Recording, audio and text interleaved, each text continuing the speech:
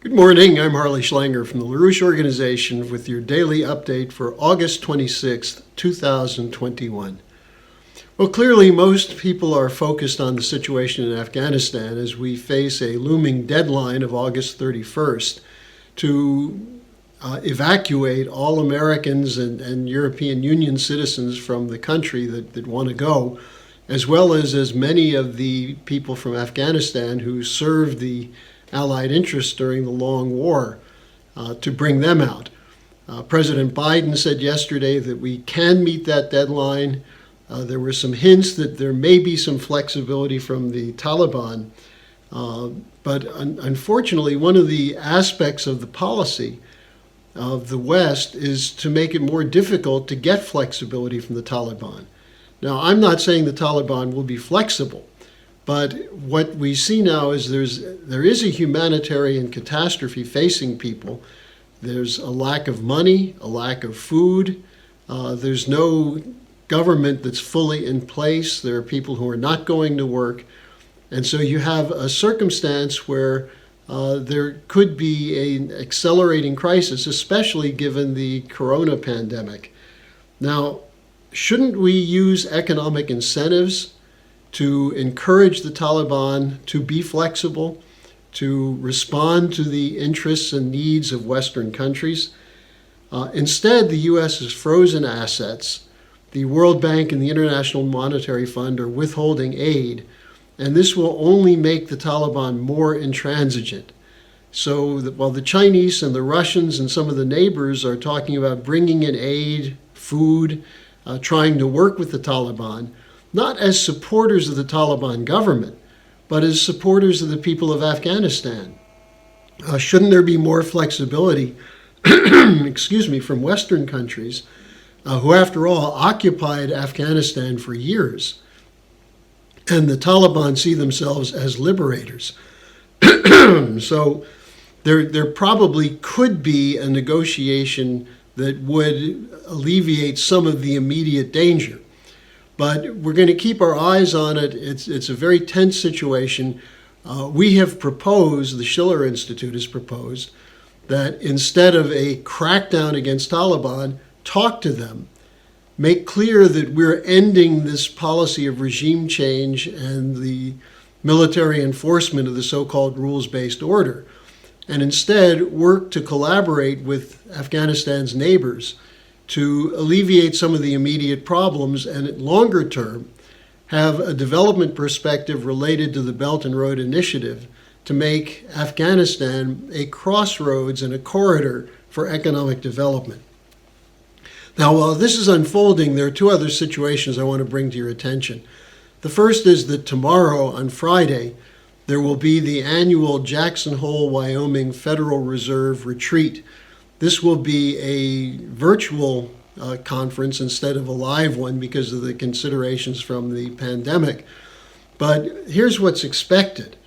The Fed had an open market committee meeting in the end of July in which they announced that there will be some tapering coming. In other words, they're going to stop buying as much government bonds and mortgage-backed security bonds. They're going to cut back on the $120 billion a month that they're pumping into the economy.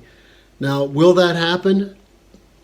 They're saying September, October, maybe November. That will probably be discussed at this meeting, but whether it's a major talking point or not, what is clear is that they are sticking, for the present, with the inflationary monetary policy of recent months, actually recent years. And they're still sticking to the delusion that short-term transitory inflation, whatever transitory inflation means, that it's not a problem, you need to have some inflation, that this will be good for jobs, good for incomes, and so on, and it can be controlled. Well, it's not being controlled. There's a galloping inflation in certain areas of the economy. The job creation is not keeping up. There's not an investment policy, a credit policy, which is necessary to deal with problems such as inflation and stagflation. An investment credit policy would mean credit available for physical production, for construction, for utilities, for manufacturing. Instead, most of the flow of money continues to go into the speculative bubble, which adds to inflation. And investors are not going to put money into new industries if they can have the possibility of super short-term profits from stock appreciation, from a bubble in commodities and raw materials and so on. So continuing with this policy means that at some point in the near future, they're going to have to put on the brakes. And so you go from a bubble to a collapse. This is not a competent policy. And it brings us back to what happened 2 years ago at Jackson Hole, when the whole idea of a monetary regime change or financial regime change was put forward by people such as former Bank of England Governor Mark Carney, a group from BlackRock, from Larry Fink, who had former central bankers from around the world on a committee that recommended what was known already as the Great Reset of the Davos billionaires. Now, what were they proposing?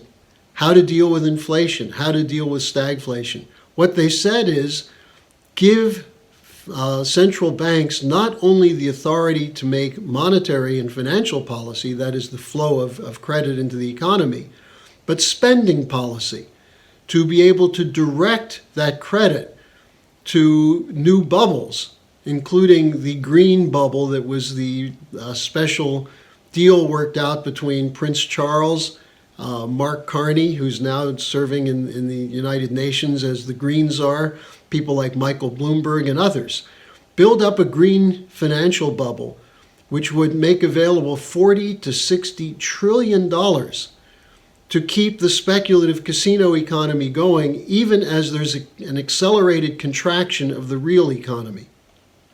This is a prescription for massively increased death, whether it's from pandemic because of the lack of funds for health care, not just in the poorer countries, but in the advanced countries, or whether it means food shortages, whether it means putting people on limited stipends paid out by the government.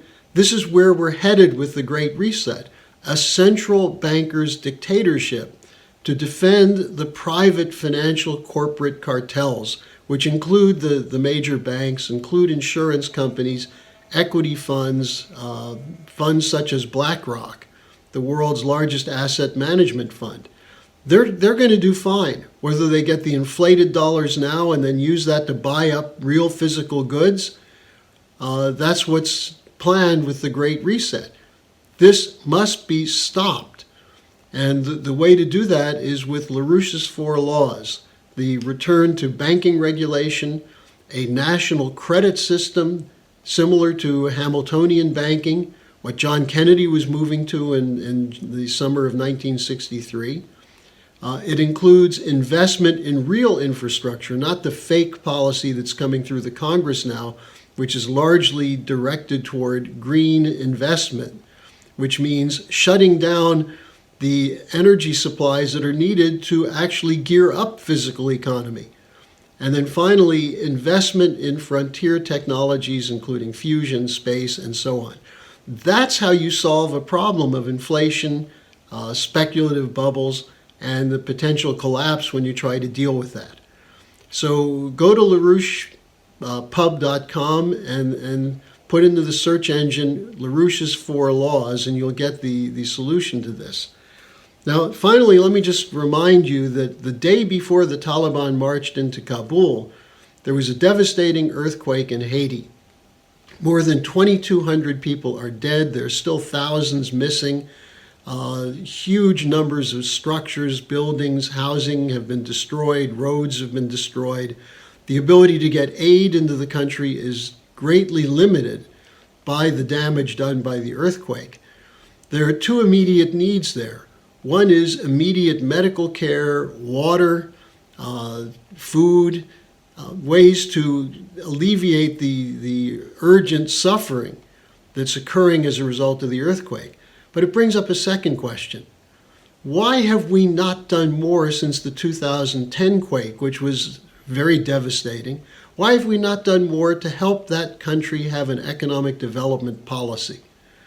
The fact that you have a country this poor in the Western Hemisphere, which is not that large a population, which could be aided, why is that not done? For the same reason that we have these regime change wars, the same reason we have funds going into speculation rather than the real production.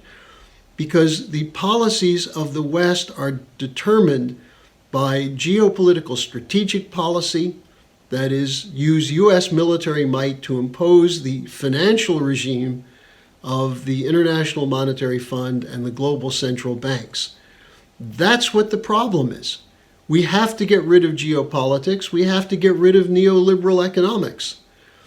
The time has come to use the series of crises, the confluence of crises, to shift the policy in Washington, in London, in Brussels, throughout the world. The Chinese and the Russians have shown they're willing to invest in real physical production. What about us? Are we going to make that shift or not? If we don't, what we're seeing today in Kabul, what we're seeing in Haiti, what's likely to occur at Jackson Hole, will portend a future of growing misery, demographic collapse, and ungovernability. It doesn't have to happen. The Schiller Institute has presented a series of alternatives in recent conferences. You can go to theschillerinstitute.com and study what's being presented. We're at a point now where many people are questioning, can we trust governments? Can we trust the media? The obvious answer is no, because they're representing a small group of greedy, wealthy investors at the expense of the vast majority of mankind. Let's pull together a mobilization to defeat the Green Deal, to defeat the war policy, to defeat the Great Reset, and get the world moving with real economic development. Thanks for joining me today. Tomorrow's Friday. I'll be taking your questions. You can send them to me at harleysch@gmail.com.